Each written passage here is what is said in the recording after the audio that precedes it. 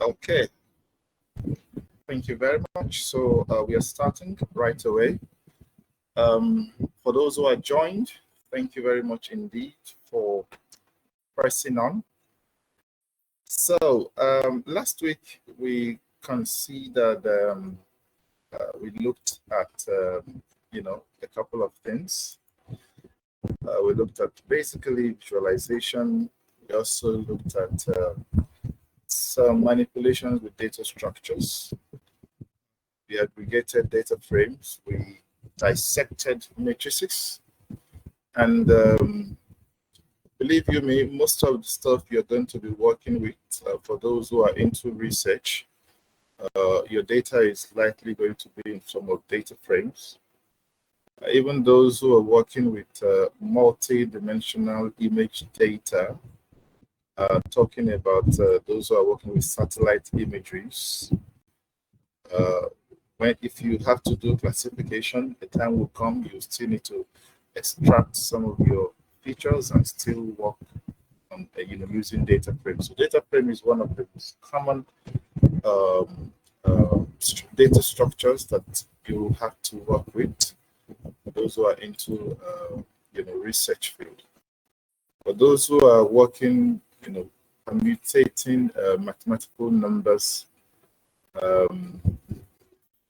happen to be in the math space and you want to commute, large number spaces. In that case, you have to work with a lot of matrices. So we only succeeded in showing you a few matrix operations. There are a lot of mathematical operations. You just need to find out whatever it is you need to do. So almost all the things you see in your mathematical theories, there are functions for them. Look out for them. You need to perform any of those things. You need to perform any of those algorithms in your work. Talking directly to those who are on this call, who are doing one form of research work or the other. Mind you, what we're trying to push forward to you actually are the tools that you need to understand in the background of it, the very basis of R, as it were. Once you have these tools, you're able to use R to do anything. And at the end of this course, one thing you should be settled about is the fact that when you see an R code, you are able to read and understand it. You understand what each line of the code is saying, and that will be a great fit for you. All right. So we moved into data visualization. We looked at our scatter plot. We considered line plot. We looked at heat maps. We also went further to look at histogram, bar chart, and we looked in detail into one of the very sophisticated package for sophisticated plots called ggplot2. Is a high-end package. You have not even scratched the surface here using ggplot.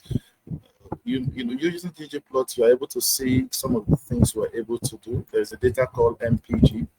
Using the MPG data, we're able to plot, this and HWY axis. We're able to plot those X and Y together, and then we went further to do all kinds of things, as some of you who were in class on that particular day were able to see, to the point that we even included this rainbow. All right, this was not included in the text that you got, but we attempted to include this rainbow. For those who had difficulty in plotting this, let's say we are spinning the ggplot package right away, and we are also spinning the data itself. All right, so you see here that this data has 234 data points, right? Only 10 of them are showing here, and I hope my screen is visible. Just to know that, I hope my screen is visible. The R Studio screen visible. Just give me a chance. Let me be sure that it's visible. Okay, thank you very much indeed. So let's go ahead. All right, so you see that the only 10 are showing here. So we have 2 to 4 more. So that tells you that there are 3 rows, 3 data entries there. So if you are using Rainbow to color your scatter plots, all right, one thing you must know is that Rainbow takes in an argument that is equal to the length of your data. And when I mean the length of your data, I'm talking about the row length of your data. How many rows, how many data entries you have. So in this case, we have 2, 3, 4. So for those who complained they were not able to activate this Rainbow, we did it in class the last time. So 2, 3, 4 should be an argument you give to this color thing here. All right.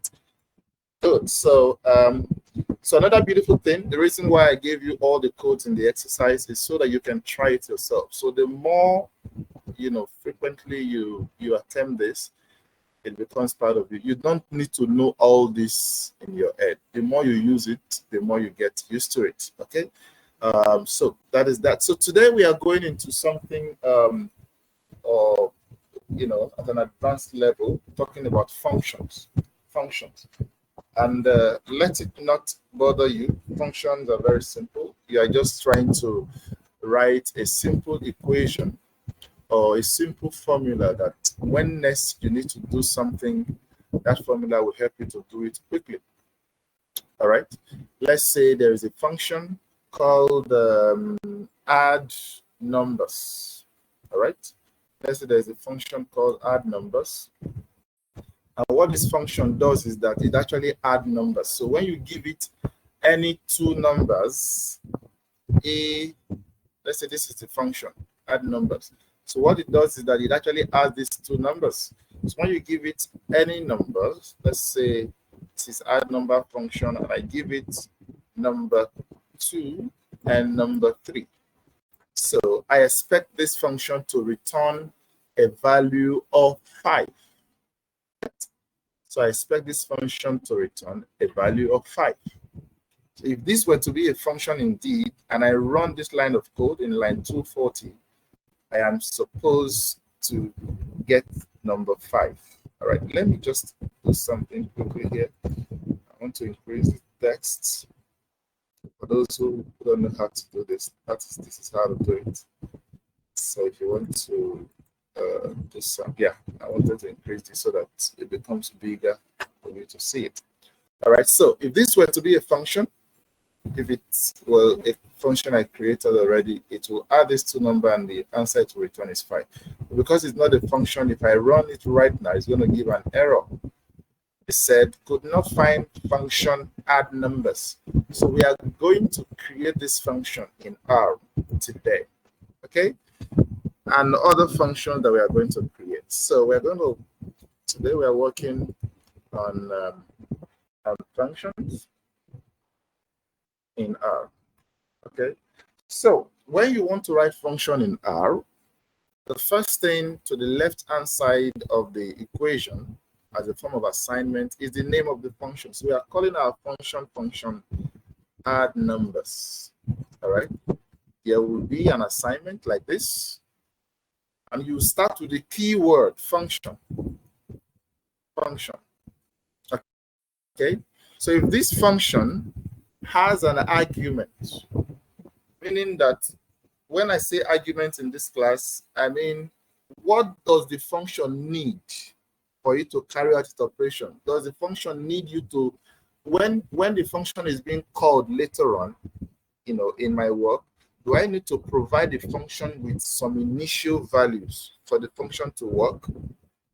And I say most of the functions you will be using or you will be creating for your task or for your work, you would normally require the function to accept some values from you and then return some set of results, depending on what you program the function to do. So in this case, I'm going to ask this function to expect 2 values because I want to add numbers and I only want 2 numbers to be added. All right, so I'm going to call the first value X and the second value Y. All right, this is how you create a function in R. So you start with this curly brackets, you open the curly bracket and you drop it. All right. So what do you want to happen in this function? I want you to do x plus y. If I tell you this function is created, will you believe me? That is the end of this particular function. All right. But I need to run it. Let me add a D here. I need to run this function for it to be loaded in the environment, for the computer, for R to know that I have a function here so that I can call it later. Okay, I'm going to run this line of code right now. It's done. Now I want to call this same function. The other time I called it, there was an error. This time around, I'm going to call it add numbers. You can see that it's coming here. All right, so remember, I'm supposed to give two numbers. I'm not going to type X and Y there, but look at the function. Look at a message coming up here. This is telling me, this add number showing at the top. It's telling me that this function expects what? Okay, that's gone now. So I'm going to give it 6, 8, for example. If I run this line of code, it should give me something. What is that? It should give me 14. Let's run it. The answer is 14. We have successfully written a function in R. Successfully written a function in R. Let's modify our function a little bit. Let's modify our function a little bit. Let's say our function is doing something mysterious inside. It's going to add numbers, but somewhere inside our function, it's going to add 10 to the result of that number. Okay? So that our function can be acting mysteriously. Let's say it's going to add 10 here. Nobody knows. You say your function is to add numbers, but it's doing something mysterious inside. Let's run it again. Good. But if I run this now, instead of it to give me 14, it's going to give me 24.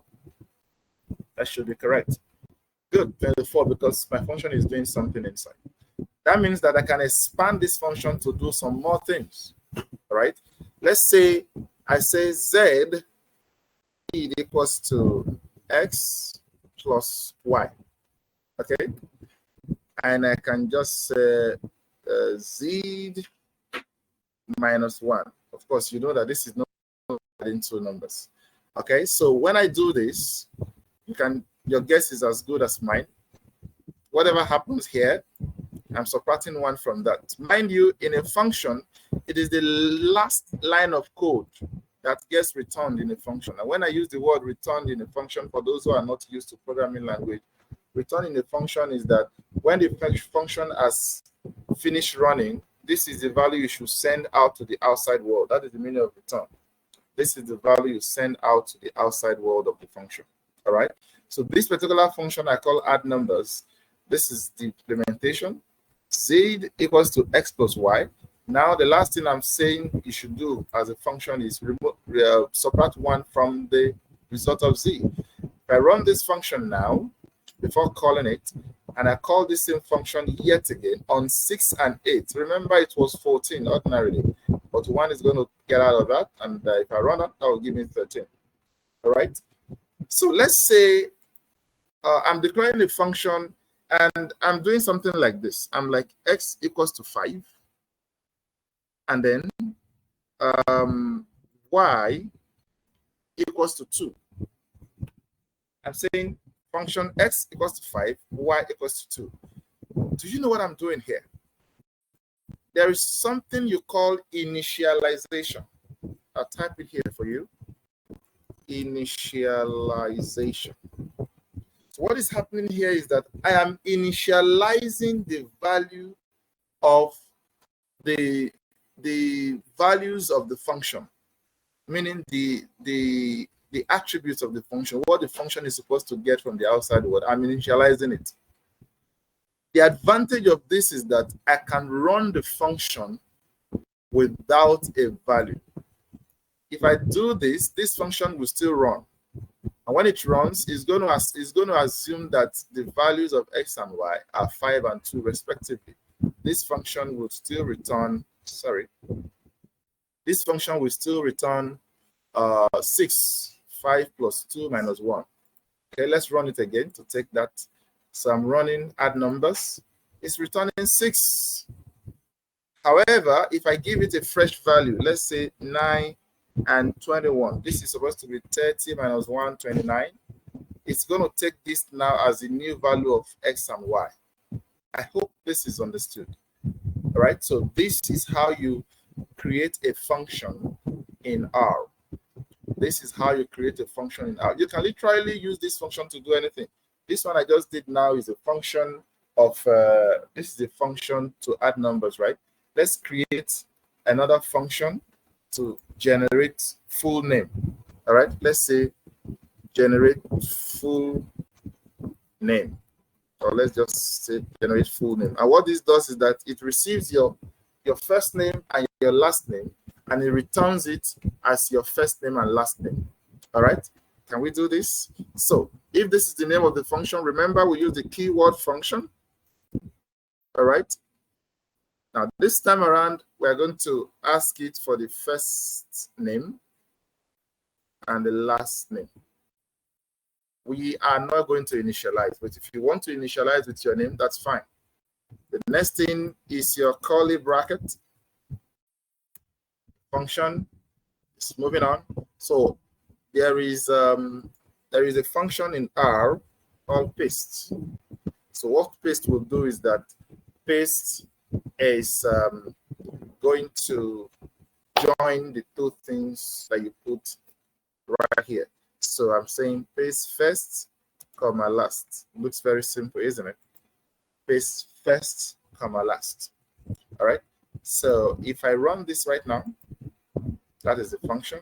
I need to now call the function. Notice that there is a place where I run the function to kind of create the function, and there is another place where I call the function. Now, the beauty of function is this.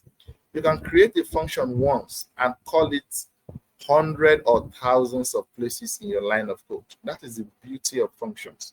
It minimizes the situation whereby you really, is my audio not coming out? Hello?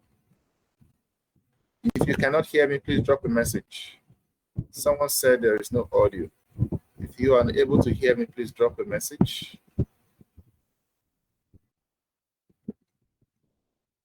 Okay, I think the person should please check their audio. Yeah, I think I'm audible. A couple of persons are saying they can hear me. Thank you very much for that. So there's a place where you create the function, and there's another place where you call the function. Take note of that. So we are now going to call the function here right away.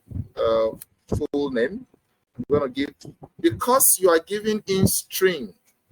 Okay, and when I say string, anything that is not number, yeah, is a string. There are other things that are not string and are not number. We just take it like this. Things like letters, words, they are strings. We have talked in the past about character. You see the way we put them in quotes then, right? So string. Let's say I use my name. The second argument, my last name. All right. That this is all the function requires, and I run it. See, it's giving me my name together. All right, my last name and my first name. I mean, my first name and my last name. All right, and if you are like someone from Nigeria or Africa here, where they always say write your surname first. All right, you can request for first and last, and then you twist it here, where you send in the last name first, and then the first name as the second thing. So this will generate the full name as Duke Ojo. So let me run this again to keep the function updated. While I'm supplying my first and last name, this function will generate my last and first name. All right. So this is the beauty of functions. It helps you to automate things. So if you are calling this function now, all right, let's say we were to be in a network where we are using the same R or something, and once we generate this function, everybody has access to it. and you call this function at your own end without, creating the function yourself, it's going to do exactly the same thing. This is what all of these functions that are inside the different libraries, this is what they do. Once you have the library installed, the function will do what the creator of the functions have asked it to do. All right. So we are moving ahead here. So we are going to create another function that will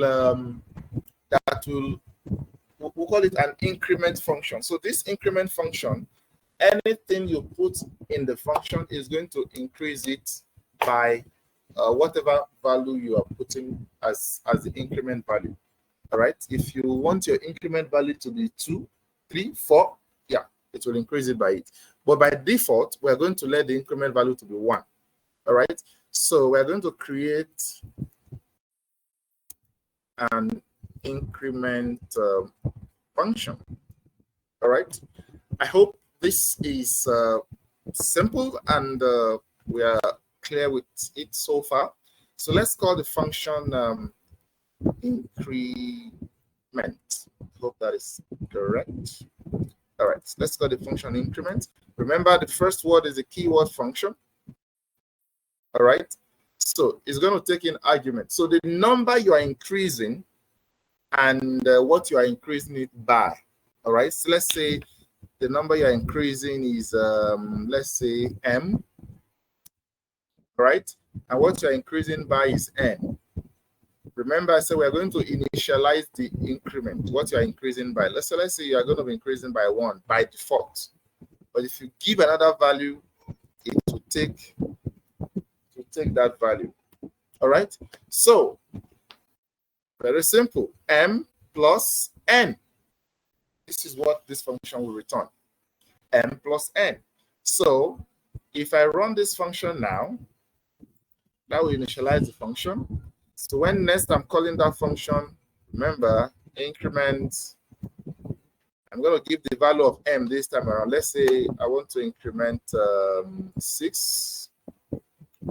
If I give only 6, my answer here will be 7 because the second argument is initialized. Take note, the second argument is initialized, which is n.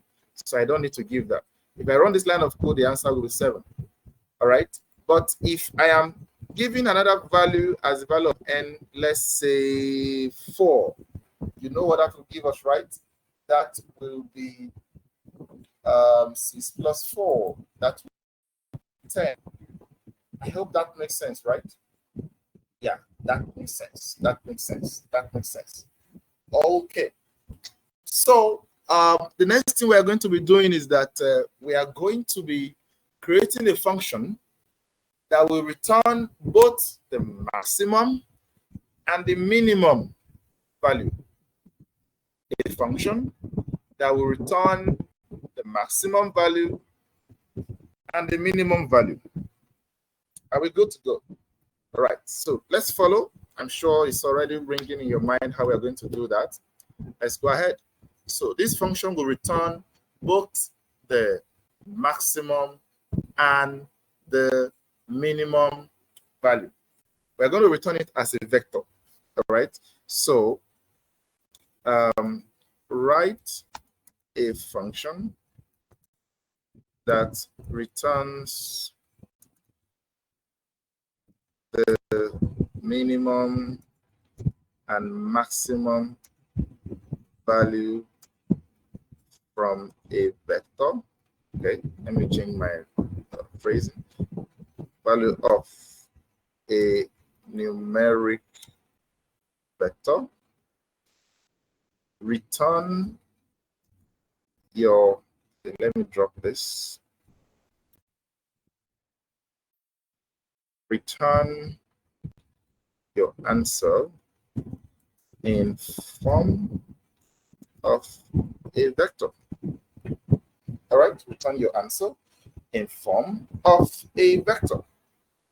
Are we good to go? So what we are going to do is very simple. So we are starting. We are going to call the function min max function. That's the name of the function. The next thing is the keyword function. that is keyword function, and it's going to take in an argument. The argument is going to take in, it's going to be a vector, right? We want to implement it, but for now, it's just going to be an X.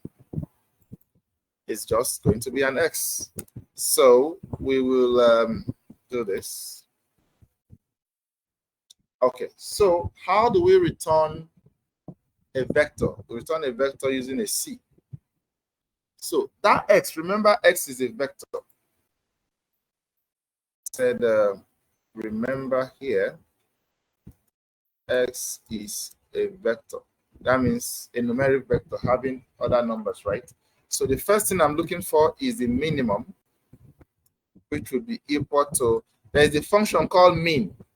There's a function called mean, base function called mean in R, mean of X. Let me experiment that for here. Let's say Y equals to a numeric vector 2, 5, 7, 1. Okay, and I run it, and I say what is the mean of Y. All right, and I run it. Gives me 1, right? So there is a base function in R called mean. So that is the function I'm using here. Whereas this mean here is just kind of an object name that takes in the value of this. All right. So that is the first thing that happens there. Second thing is the max, which is equals to, there is a function also called max. Please don't let this confuse you, please. And then you have that.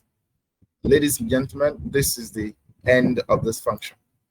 A vector X comes in as an argument to this function. All right. And then you are solving this in the function, meaning a vector of the minimum, which is calculated here, comma, the maximum. So two numbers will be returned by this function, min max. Let's run this function. Function is established. So let us apply this function on our Y. All right. So we are saying min max Y. Simple as ABC. What will this return? It should return 1, 7. Look at that. Look at that. It's returning 1, 7. If I don't want this mean to show, this is just descriptive. Friends, this is just descriptive. If I don't want it to show, it will return 1, 7. Of course, you know that 1 is the minimum and then 7 is the maximum. But we are just using this for descriptive purpose. So when you are doing the same at your own end, you can also do this. All right. Now, the extent to which you can, design this to depends on how far you want to use this. All right. By using it in scientific domain, you can do all kinds of things in your function. You can do iterations. You can do all kinds of things in your function. So please take notes. There are so many things that that you can get out of this. All right. Okay. Let's go and see if there are any questions. Please, I want you to ask your questions at this time. We are already, about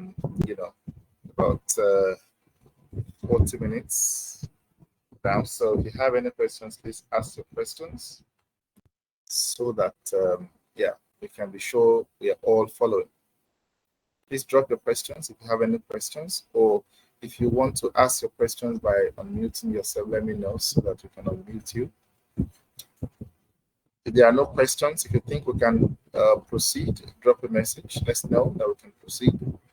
Then we'll go to the next concept, still on functions.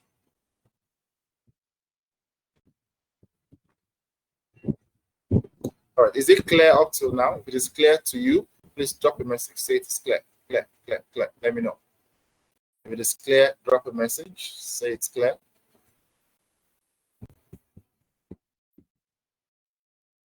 If it is clear, drop a message. Let's know if it's clear. Thank you, Samuel. Thank you. How many of you are practicing on the go? Let's know. How many are practicing on the go? I'm trying my very best to ensure that communicate this in the most simplistic way as possible. So I understand some persons are having issues with their R and R Studio, but they are not telling us until very late in the hours. So I was only able to render the help I can. So if you're having issues, please don't wait until the day of the class before you raise the issue. Please. So if you know you're following, just drop a message. Let's know you're following. Okay, so what errors are you getting, Mr. Yoma? What errors are you getting? So if you're having an error, what errors are you getting? Somebody is speaking there.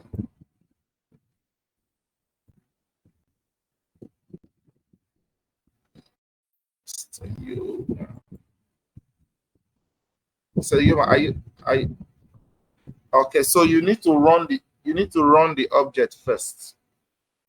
You need to run the object first. Yoma, you need to anytime you see an object not found, you need to run the object first. Okay, guests, please, I need you to always include your name when you are signing up for the meeting, so I don't see somebody as a guest.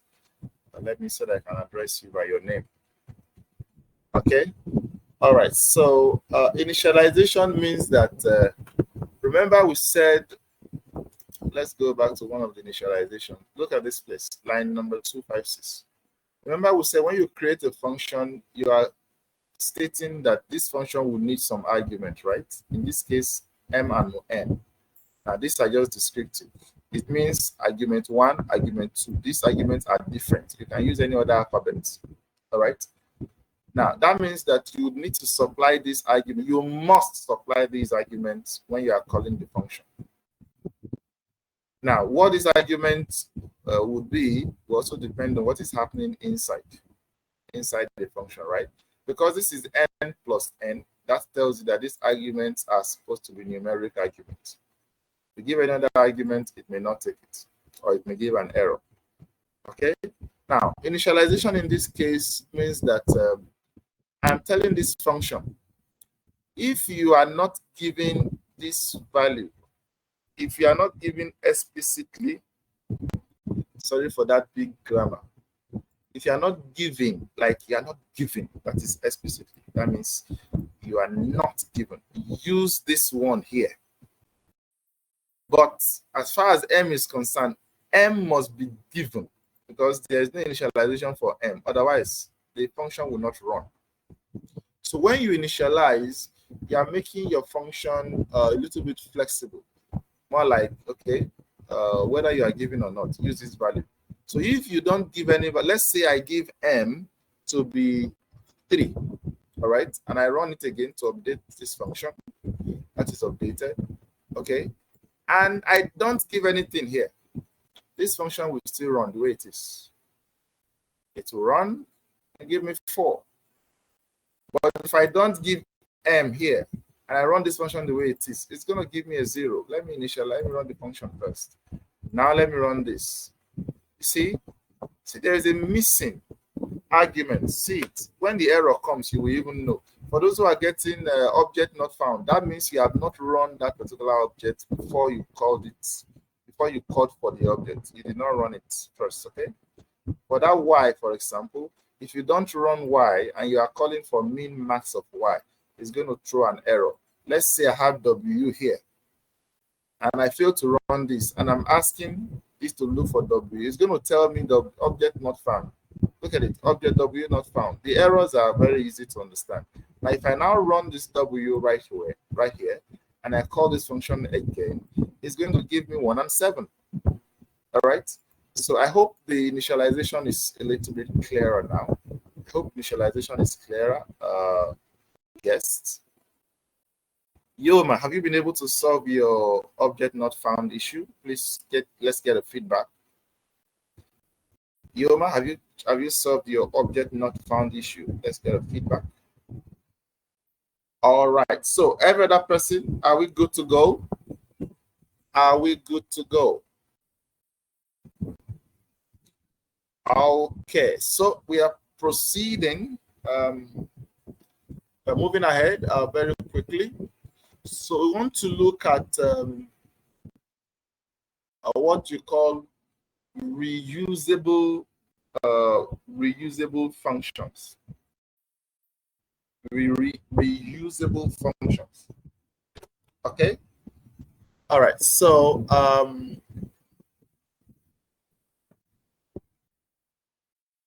all right. So let's say we have a function that calculates mean. All right. So this particular one we are going to do now will is going to be a little bit very detailed. So the function will be rather longer than what you have been used to so far. All right. So reusable function. Of course, the functions we have been designing are actually reusable. But yeah, so let's say we are calculate main function. Remember what we do is what? We use the keyword function, right? To create the function. So in this case, we're going to introduce some new things. So just pay attention. We're saying x equals to, in R, there's something you call NA. NA means no data. All right. Whenever you hear NA, NA is where no data is available or empty data or whatever. Okay. So I'm saying NA dot remove equals to false. What am I telling this first thing I'm saying here? I'm like, don't remove the NAs. That's the first instruction I'm giving directly to that function at that point. All right. Now I'm going to have some. I don't know if I have. We have not looked at logical flow, have we? Have we? I'm not sure. Maybe we're supposed to. Or we'll look at it later. Let me look at the course outline. Okay. That will be the next step. No problem. So let's just do this first. So we are going to use some if statement here. So if statement, they are control statements. We're going to do that very soon. All right. We're going to do that very soon. So I'm like, if, just take note of this, please. Some new things are going to be coming in. If is logical, all right, and a dot remove. Please pay attention. I'm saying stop.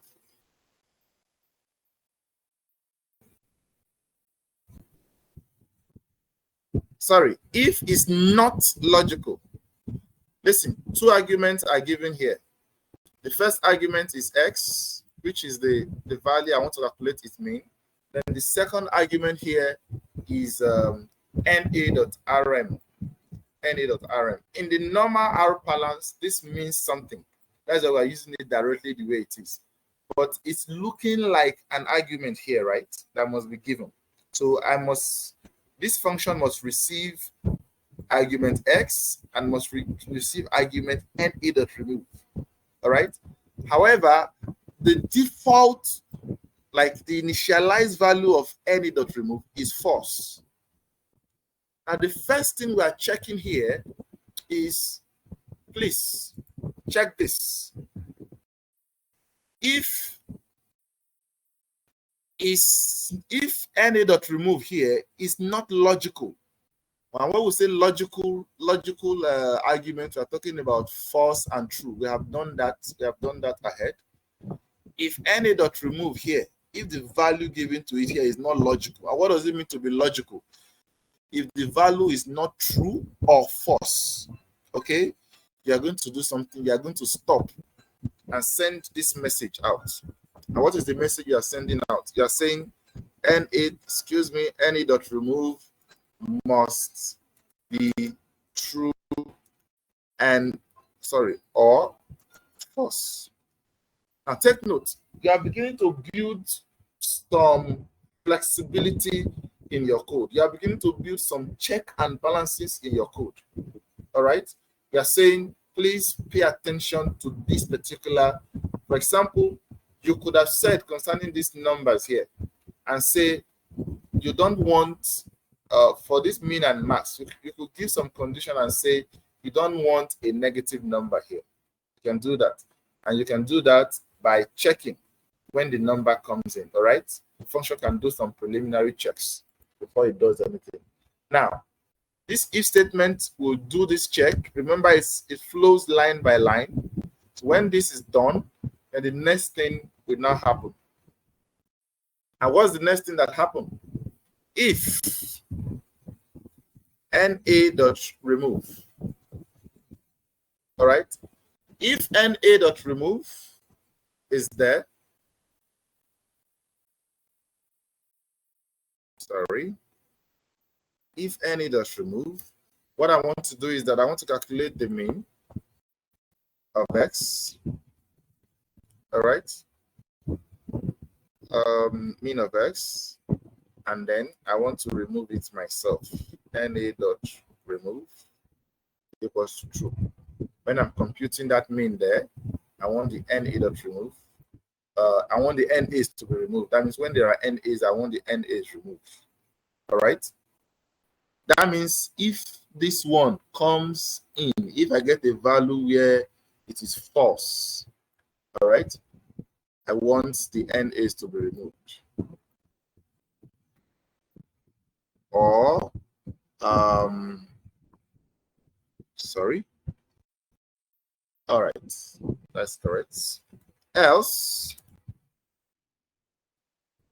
you see the way I combine this if-else statement. Please pay attention to the way all these curly brackets are opening and closing. This one is for this portion of code. Look at it. Sorry. Oops. This one is for this portion of code. This is the start, this is the ending of it. All right. Else, this is the one for the else. But I'm going to put what I want to do in case of the else here. So else, just compute the mean for me, nothing more. That means if there are NA values, all right, compute the mean, but I want you to remove the NA first before you compute the mean. But if there are no NA values, don't bother yourself. Just come here and compute the mean for me. So any line of this code that runs, if this is what happens, this code is going to stop here. All right. And this value, this error will be thrown out.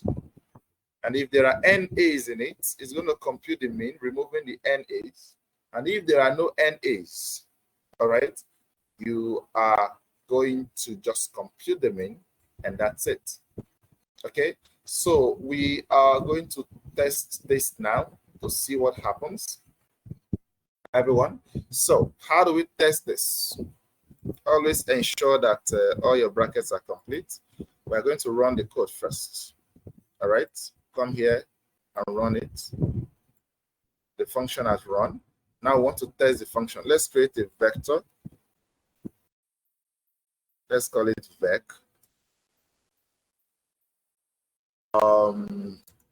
Is a C here. Let's say it's 1, 2, 4, NA, 6. Take a look at this. All right. So I wanted to call it vec.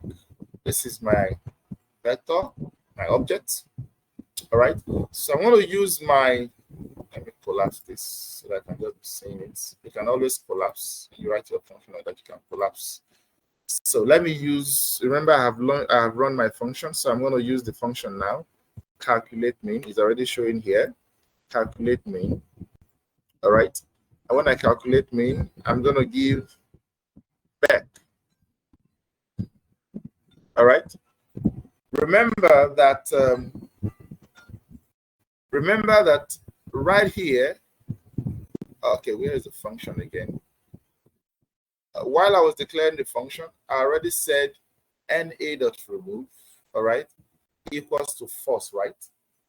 So even if I don't give the value of any.remove, the initial value here is false. Initialized value here is false. This function will still work.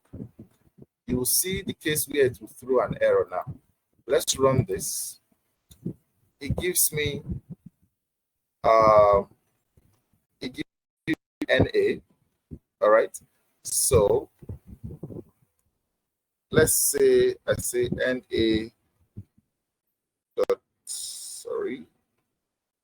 remove. Let's remove. Let's say I say it's giving me 3 as a value. All right. So I think the first one that I run without giving it this NA or so, actually that should, I think, which one did it follow now? I'm thinking it followed this, but no, it's giving something else. Let's try it again. It's giving an NA. What if I give it as false? Sorry, NA, let's remove, equals to false.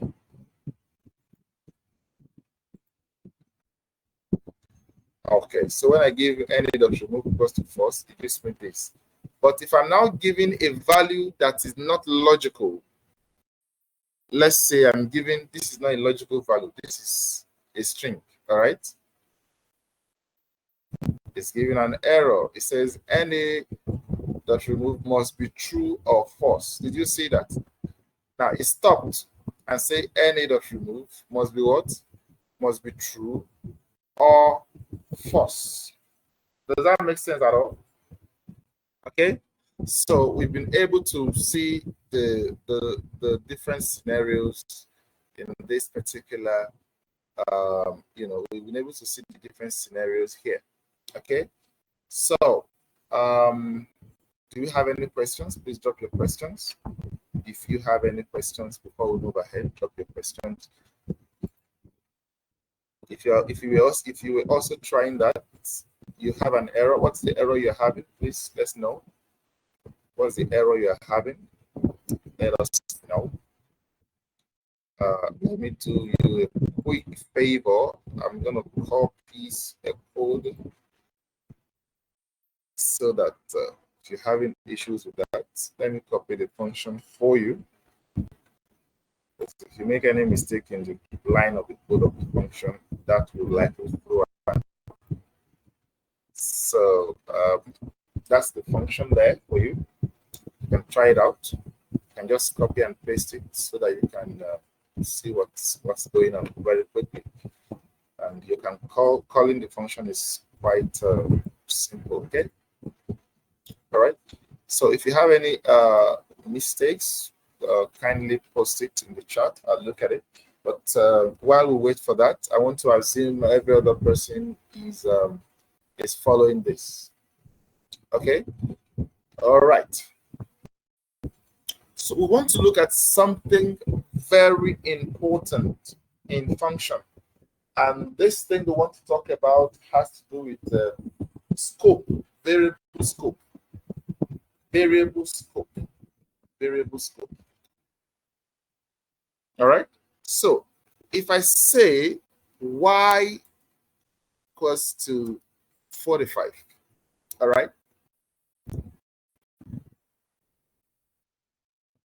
And I go down and I say, I want to create a function. I want to create a function. Okay, let me make this an X. Sorry. Let me make that an X. And I say I want to create a function called func. And what this function will do is that it's going to just send out some 2 numbers. Please pay attention. I want to explain the concept of scope. I'm not going to give this function any argument. All right. So inside this function, I'm like y equals to 5. All right. Then I say print in R, if you want to print something out, you use the word, you can use the word print. Print X, and then print print Y. Take note of this. You see that X, let me run X. X is outside of this function, right? So in scope, you say that X has a global scope. X has a global scope. And in scope, because Y is inside the function, you see Y has a local scope. What do I mean by that? Let me run this function and load it. Let me load this function. Now, if I come here and say func like this, this is the function, and I just run this function, it's going to print out 45 and 5. Let's see. 45 and 5. If I say X in the next line and run it, it's going to give me 45. But what happens when I say Y? It's giving me one Y that I've used before. Where is that Y? There's a Y in this memory somewhere. That is what it's giving me. 2571. Yeah, this was Y before I changed it to W. So the Y is in the memory. Yeah. So for you to know that that's what it is, let's call this a P and run this function again. It's now, oh, sorry. I'm actually sending out a P here, not a Y. I want you to understand what I'm saying. So let's run this function again. X and P will be sent out. So in this case, when I run func, give me 45 and 5. 45 is X. The P here is the 5, right? So let's now run for X. X will come. But if I now ask for P, outside of this function, P, object P not found. The reason is because P is declared locally. I cannot call P outside of this function. P is not recognized outside of this function. P can only brag and do all it can inside the function, but P cannot respond outside of the function. Does that make sense? So I cannot come outside of the function now and say P plus 2 times X. We know what X is, right? I can't do this outside of the function. But I can still do 2 times X outside of the function. And that will give me what? 90, because X is declared here. So take note of this. This is the difference between global, all right, global and local scope. If you have any questions, please drop your questions right now. This concept is very important. But when you are working, you will not be having issues. So please, if you have any questions in this regard, drop it. I'm waiting. I'm waiting for you. If you have any questions there, please let me know.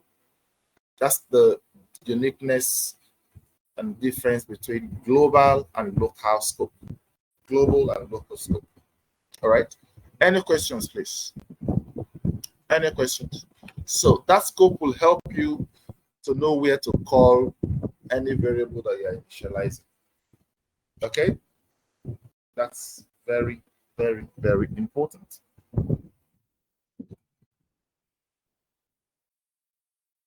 Okay, so if you're following, drop a message, say you're following. Drop a message, say you're following, if you're following. All right, I'm going to look at that again shortly. So if you are following, let me see your message in the chat very quickly so that we can proceed. I want to be sure everyone is following me. We are only 14 here, so let's be sure that all the 14s get what we are talking about. Following. Do we have it? Do we have to always write functions to work with? Okay. Okay. Thank you very much, Grace. You write functions when you need to write functions. All right. Now, when do you need to write function? That will be the next thing. When do you need to write function? You write function when you appear to be doing a particular a particular task repeatedly, and it's just like the same thing. All right. So let's say there's a particular process that you are just repeating the process. So more like you are copying the code from somewhere, putting the code, instead of doing all of those long work every now and then. You can just write a function, and then what that function does thereafter is that instead of writing every part of that function separately before, where let's say there's a process whereby the first thing you do is that you add, the next thing you do is that you multiply. After you multiply, you now divide. After you divide, you now add a particular value from somewhere. That is the process you go through. Okay, instead of doing all of those each time you need to carry out that process, just write a function. All right, when you write a function, it takes in all the arguments. A single line of code, the result will be out. Beautiful application of a function. So when you need a function, you will know you need a function. Experience will tell you. All right, but we are here to tell you how to design your own function.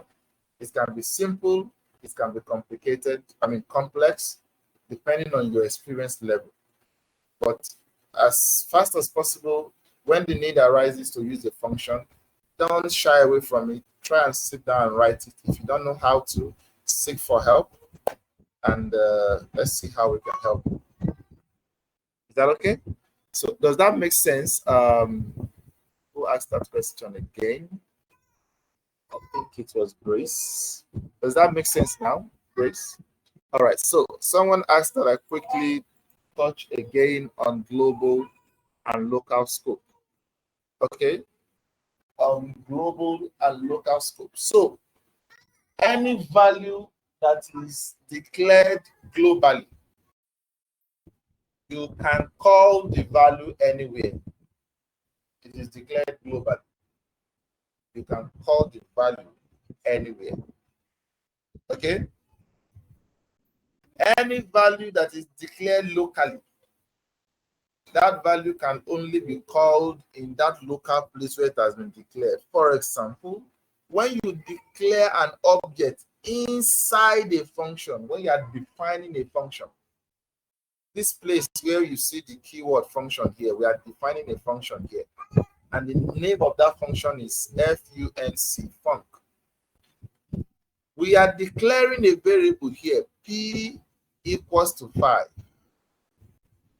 Because we are declaring p inside the function declaration, p is a local variable. It is declared locally.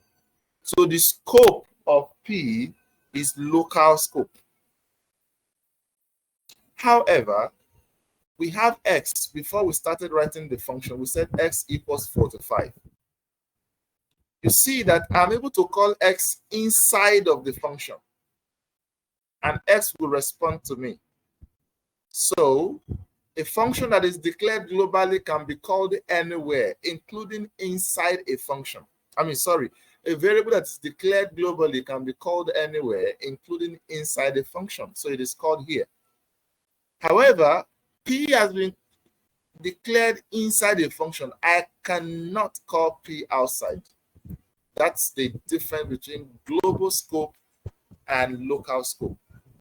Variables that are declared locally cannot be called anywhere. It can only be called within the scope of its declaration. In this case, it's only being called within the scope of the function. That's why after I close this curly brace, I can no longer copy, will not respond to me again. If I copy, even below it here, it will not respond to me. All right. I hope that makes sense now. All right, great. So we are moving ahead to something different. We are trying to look at another thing in R. Just a moment. We want to look at quick term as control flow structures. Control flow structures. Please, I'll need your attention here. because if you don't pay attention, some things might just fly over your mind as far as this aspect is concerned. So we are going to look at control flow structures. We check. I have introduced to you while we were talking about here. I've introduced to you what if can do. If inside the if there is a condition there, and after that condition, what you want to do will be here. All right, the action to be performed, and then you close your if. Another if is coming here, but this particular if has an else statement.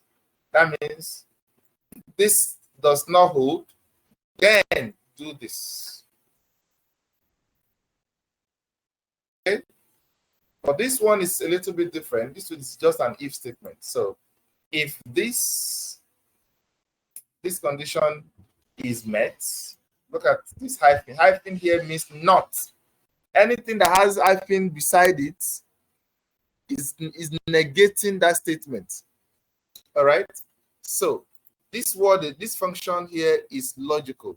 This function says if the value of na.remove is logical. However, because of this hyphen here, this thing now means that if the value of na.remove is not logical, meaning if you are not giving it the value of true or false, stop running the code, the function, and throw this error. That error came in here the other time. I don't know if I showed you guys. This error was here. And the reason was that I was giving it a non-logical value. I was giving it a string. Despite the fact that it was spelled FALLC, I put it in quote, in inverted comma.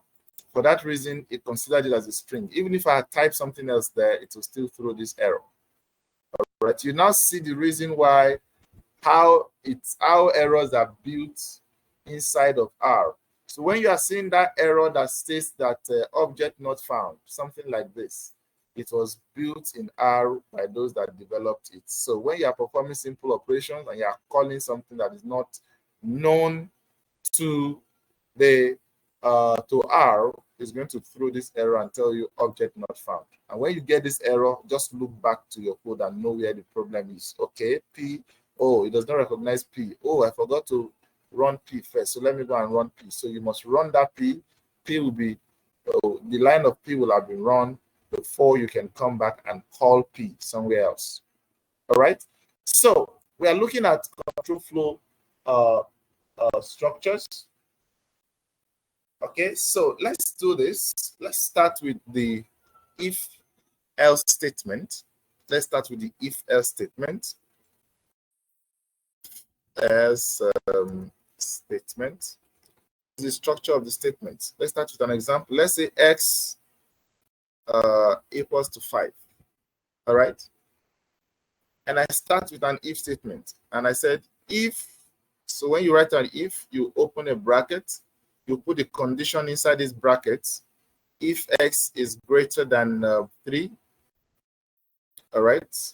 The next thing you want to do after that condition is you open this brace. What do you want to happen if s is greater than 3? If statement, then the condition of the if. If this condition is satisfied, do this. The action to be performed. So what action do you want to be performed? In this case, I just want to say, just print out x is greater than what? Than 3. Beautiful. So if I run this line of code now, x equals to 5, and I run the next one, this conditional statement of if, and I run it, voila, it's saying x is greater than 3. That means it's actually greater than 3 because we can see that x is 5. Correct? Let's assume we are adding some other thing to cater for it in case x is less than 3. All right, we already know that if x is greater than 3, then x can be 4, 5, 6, up to 10 billion. Good. But if that is not the case, what other if x is not greater than 3, what are the other possibilities that we can have? Let's brainstorm. Give me in the chat. If x is not greater than 3, what are the other possibilities that we can have? There are 2 possibilities that we can have. Drop it in the chat quickly.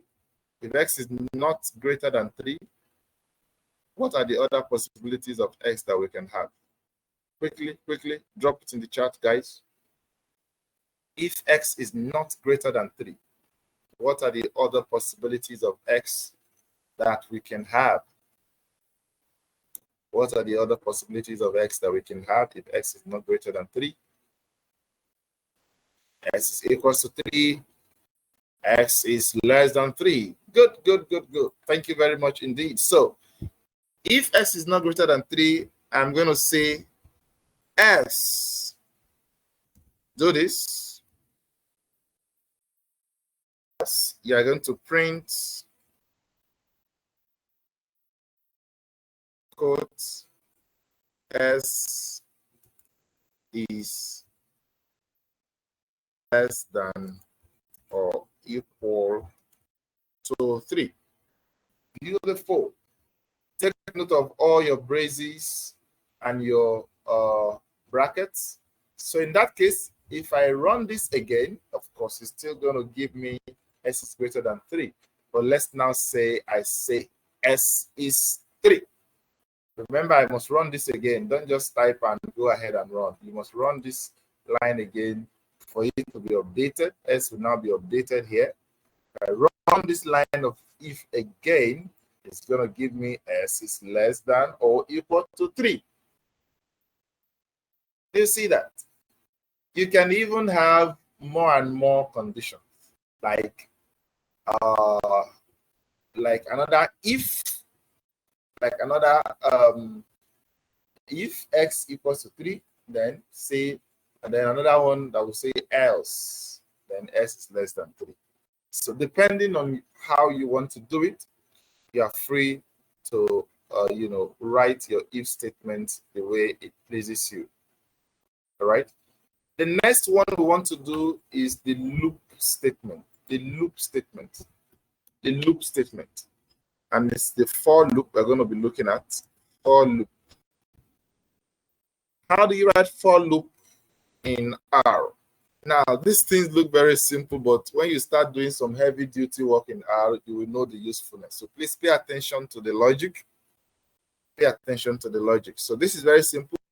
So you are saying for, you initialize a variable, call it I, for I in 1 to 5.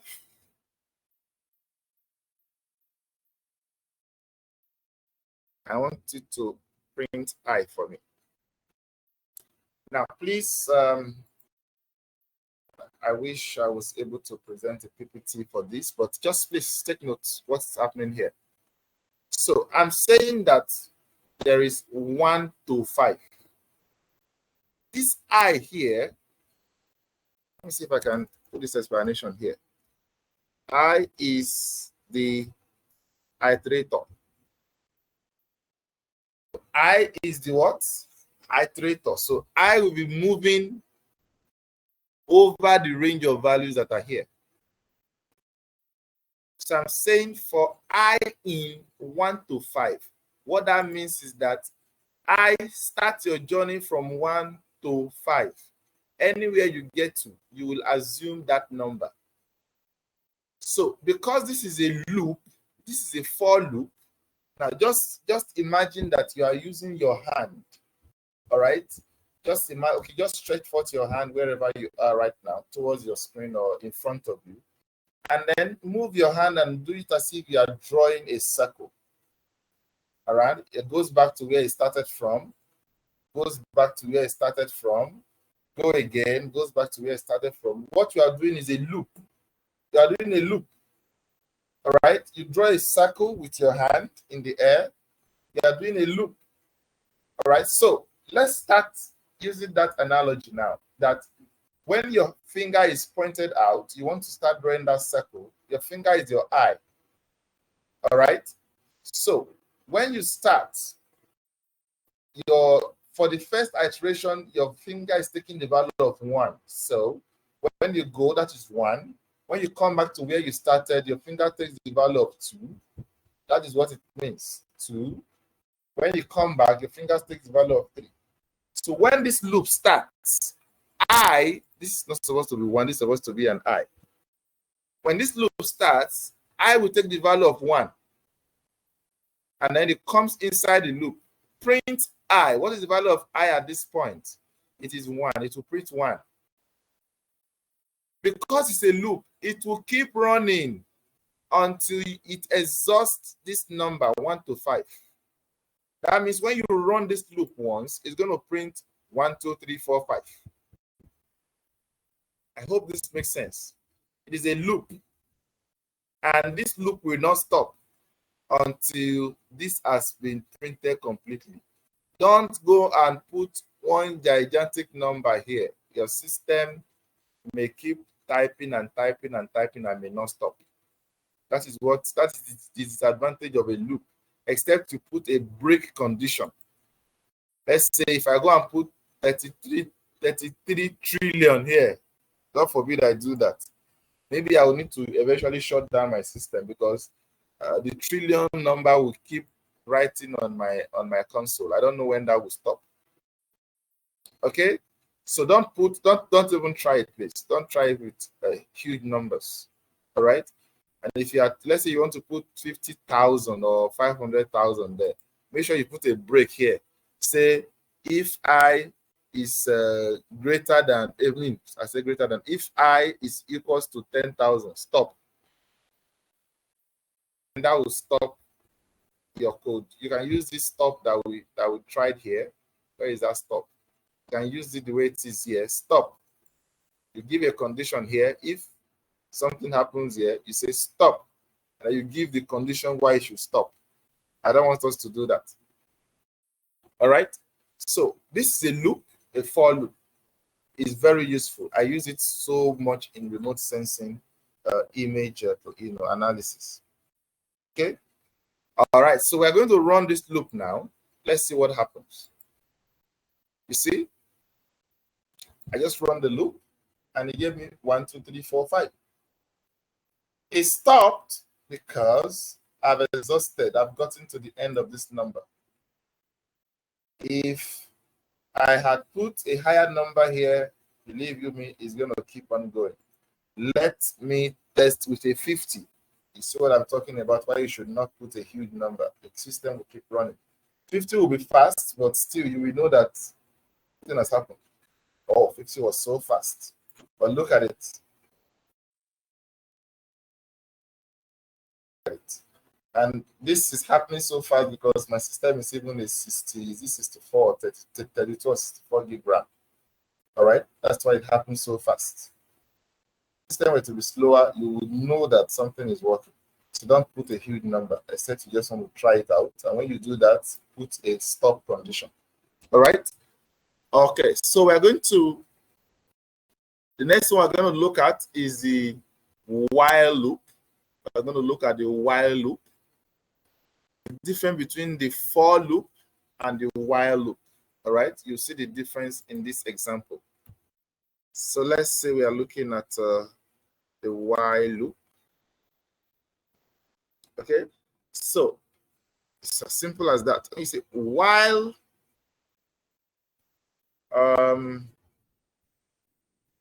count, just pay attention, please, is less than 5. Meanwhile, I'm going to initialize count outside of the loop here. I'm going to say count equals to 0. Please follow the logic of this. So I'm starting the loop here. While count is less than 5, what are you going to do? All right. Let's say what I want to do here is print count. Remember, you can do this and do other things inside your loop. All right. You can set a condition and do other things inside your loop. All right. So I want to say prints counts. But something must happen here, otherwise this loop will run forever.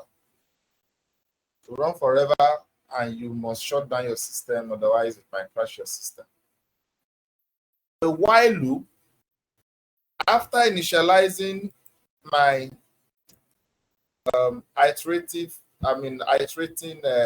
iterator, sorry. After initializing my iterator here, I need to update my iterator here. It is the condition of this iterator. It is this increment here or this update here that will make this condition to be false at a time. And then my system will get out of this loop. Otherwise, it will keep running forever. Think of it. If I run count here, and count is 0, please don't try this. It's going to run your system down. If count is 0, and I'm saying while count is less than 5, count will always be less than 5 forever because count is 0. So even in the next world, count will still 0 will still be less than 5. So what happens here is that I'm going to say count equals to count plus 1. What I'm doing here is that I am increasing the value of count. Take note. When this loop starts, this loop recognizes the value of count to be 0. And then it tests this and say count, while count is less than 5. It will ask, is count less than 5? It asks itself, what's the value of count, by the way? Oh, count is 0. Good. It comes in here, it prints this. After printing this, there is a next line of code. This line of code says count equals to, what this means is that the new value of count by the left equals to the old value of count in your memory computer. Add 1 to it. So if the old value of count in the memory as at this time is 0, add 1 to that, your new value of count will now be 1. So when this while loop is coming again, it will ask the same question. Is count less than 5? The question is, what is now the new value of count? Oh, it is 1. 1 is still less than 5. Then it will go inside the body of the loop and print count. It comes here again. What is the new value of count? That is what I want to know. The new value of count will be the old value of count. All right? Old value of count plus 1. What is the old value of count? It is 1. Add 1 to that. The new value of count becomes 2.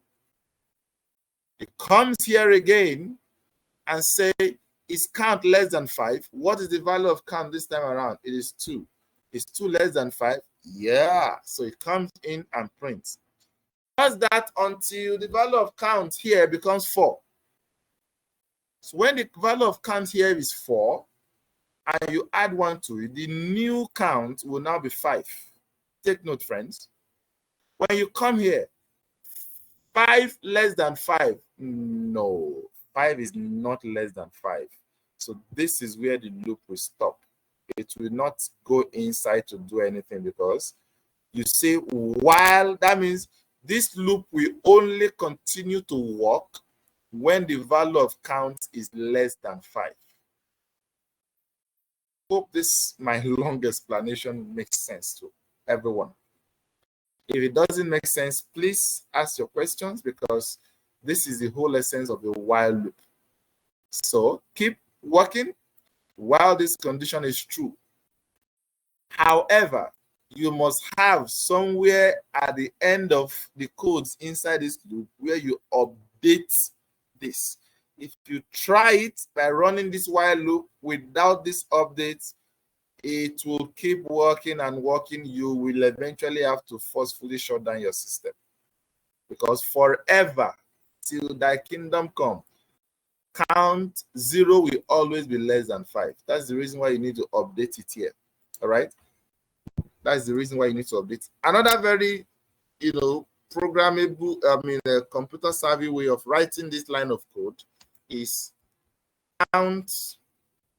I think it's plus equals or something. I don't know if I'm right with this. Oh, no, is it plus plus? This also works. I hope I've not forgotten my, don't worry. But I'm going to test it. Let's run this first. Count is 0. We have run count is 0. Let's run this. All right, it stopped at 4. Okay, let me try this one I just mentioned. Let me see if I still remember it. It's gonna be like this. If this does not work, the other one will work. So let's run while. Okay, let me use equals to and then plus, if that will work. Okay, that does not work in R. I'm sorry, but let me try plus plus. That does not work as well. So maybe that's in another programming language. So let's go with our count plus 1. Sorry, count plus 1. All right, so what you are doing here is that you are incrementing count or updating value of count. Make sense? All right, so let's run it again. That's it. Any mistake there? File count.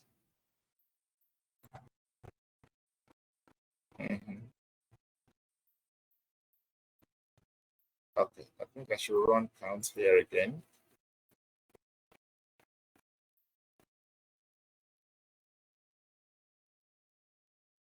Okay, beautiful. So this is not a function. So the value of count here now is updated. Say what is count? The new value of count is 5. So I guess that's the reason why the code did not run. When I run it here, it didn't run. Okay, so I need to run count again before the value can run. So please take note of these nuances. If you run it once, you run it again, the code will not give you the result. And the reason is because the new value of count is 5. So you need to update count, run this line of count 0 again before you can run this and it will work. Take note of this, friends. Take note of this. Those who are not in this class that are relying only on the material, that will be an issue to them. All right. So at this stage, do you have any questions? Please, do you have any questions? We are almost done with today's work. Do you have any questions? We are left with just 2 flow structures, and then we will proceed. We will end today's class. Any questions, please? Ask your questions right away. You're free to ask your questions before we take the last.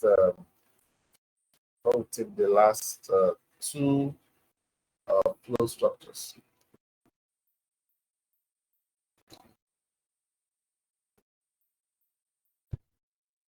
So if you are following, type you are following there. Let me see. If you're following, just type there you're following. Now we can proceed.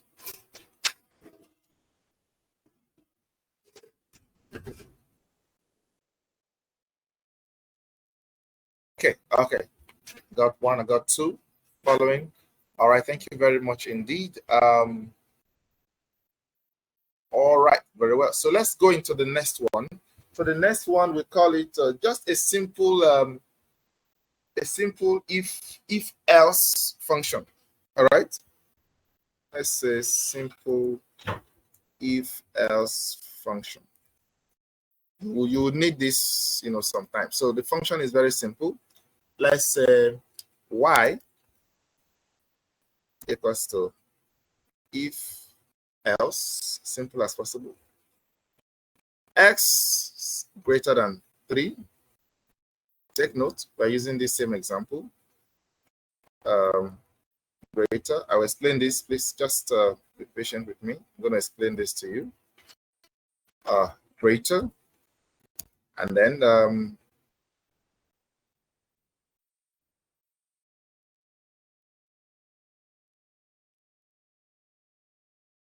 So please take note of, just look at this, what is on the screen.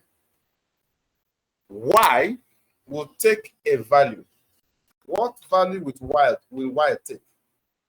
Then I have a condition, if else. It's greater than 3, comma, greater, comma, less than or equal to. If you look at this very well, what you are saying is this. If S greater than 3 is true, if this condition is satisfied, return this first value. The first thing you put here, that's what it will return as an answer to Y, as the value of Y. All right? To return it as the value of Y. Remember, you can have this in a function. For those who are thinking of how to write functions, you can have conditions where you will use this in a function. When we used it the other time, we had to do something like this. We did this separately. All right? But you can do it like this, single line. But the advantage in this is that you can only give 3 arguments. The condition, the first thing, if the condition is true, and the second thing, if the condition is not true. So,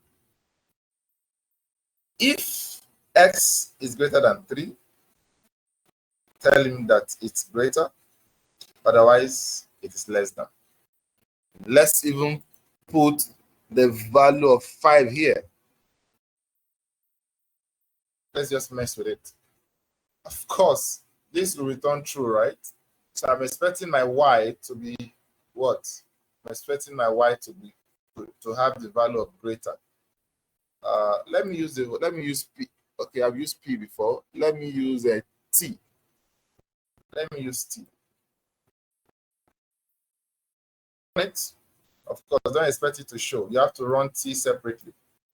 You can highlight the T and click on run. The value is greater. All right. So let's say I already have something called a top, and I say is equal to 54 here, and I run it, and I say is top greater than 3. Let me run my T. The answer is greater. But let me change the value of top to 3 itself. I run top again so that the value of top can be updated, and I run T equals 2. I run that. Now I'm running T. What do you think will come out? Less than or equal. So you see that if this condition is true, return this as an answer. If this condition is false, then return this as an answer. Simple and beautiful control, function. If else. All right. So take note of it. You can use this, but the only thing is that you can only take 3 arguments. The condition is true, and if the condition is false. I hope that is very clear. So we will look at the last one tonight. It is called switch statement. Almost every programming language has this, so don't joke with it. Switch statement. It might appear confusing at first, but it's very, very simple. All right? It's very, very, very simple. All right, so we're going to start by just saying, okay, let's say a day of the week is called Monday. We're going to use the query our switch statement. All right. So what the switch statement does is that it looks through an option and compares the options to your argument. I mean, what you are asking for. And whatever matches with what you are asking for, it will print out a particular answer. All right. So because of our time, let me just let me grab that from my second screen. Let me grab that from my second screen.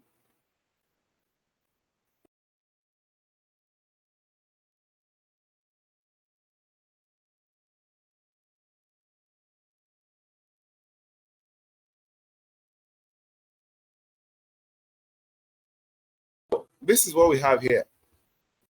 So switch statement will take day as an argument,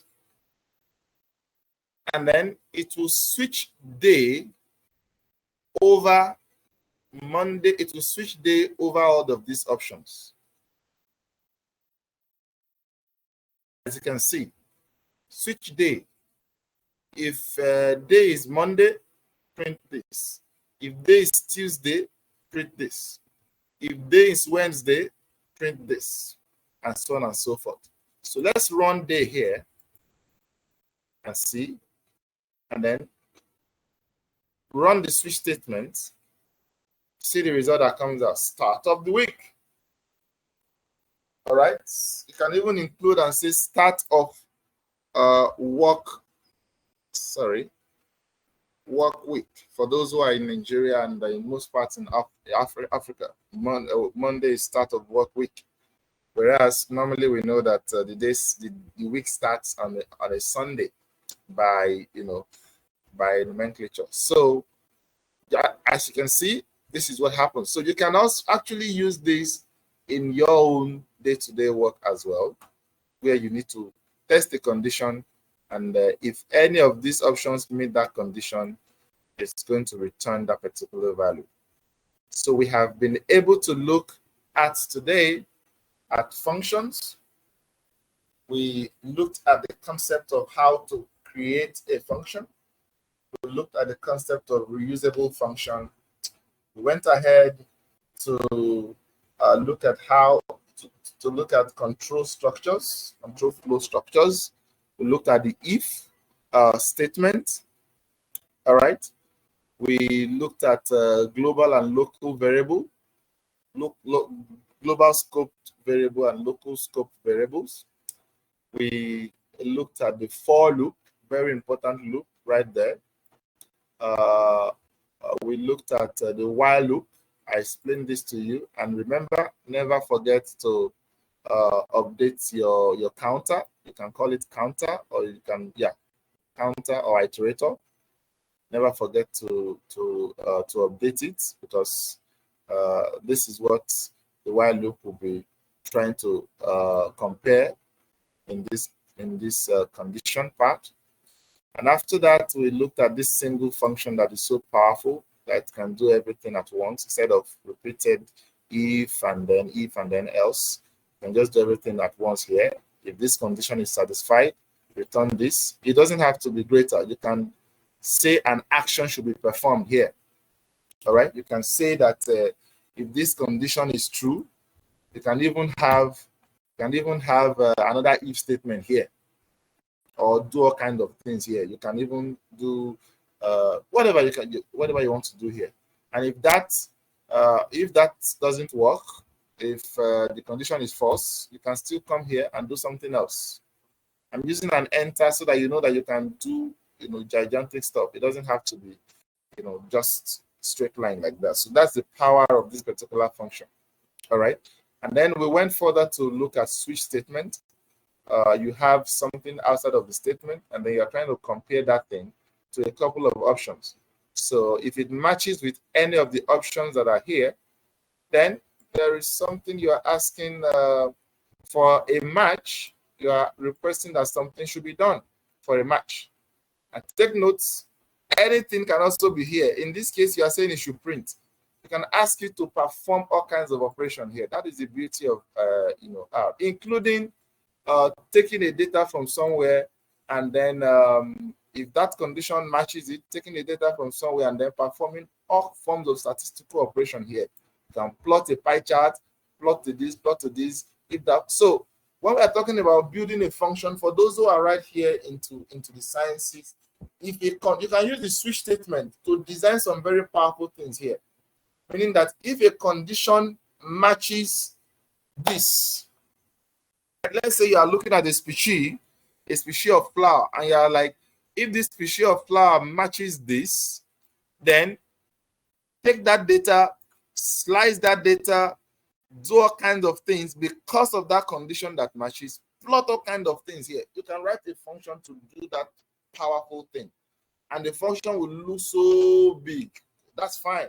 But when you need to use that function, that is when you realize the beauty of it. So these fundamentals that we are teaching you are so powerful that if you know the extent to which your work entails, you can deploy it. They are monstrous. They can do all kinds of things for you. So it's left to you to know how you utilize these very powerful tools, ladies and gentlemen. So today, this is where we draw the curtain for today's class. If you have any questions at this time, please ask your question. All right, so you are asking, how do you save a function? So as far as this particular thing is concerned, you may not think, because functions, they run very easily. You don't really need to save it. Just make sure it is in your code. Okay. Sorry. Just make sure the function is in your code. All right. So anytime you are running your code, go to where it is and run it. Assuming you close you shut down, you bring it up, and your code is saved. Run that part of the code, and in that same code, anywhere you call the function again, it will answer to you. All right. But as we move ahead in this course, hopefully, either here or in the masterclass, we are going to learn how to save some particular objects so that you can bring them back later and use. So in that case, maybe a function can be an example in that case. But because functions are just line of codes that just run easily, even if they are 500 lines of code, once you run it, it is run, and yeah, and that is it. Okay, so it depends on it. If you have any data, real life data that you want us to use, as far as this course is concerned, these are the very simple examples that we can give so that we don't waste too much time. And also, we have a wide range of demography amongst us, just that so not many people are in class today. We have very young persons here. We have senior persons. We have professors on this call. We have persons in their PhDs and master's degree. So we don't want to bring in, for this particular level, we don't want to bring in data that even the data itself will require so much to understand. Talk more of what we are doing while analyzing. All right. So what this course attempts to do is to expose you to the nitty-gritty. I mean, the basis sort of R. What you now do with this knowledge will now depend on the extent of your ingenuity, how much you are willing to extend your ingenuity. All right. So, so essentially, we may not be going to that extent of using some kinds of data. But as far as what we are doing is concerned, this is all you need right now. If you see any data that affects your area of knowledge or your area of your discipline that you want us to attend, that is a discussion for another day. Maybe after we are done with this free training. Okay. So, do we have anyone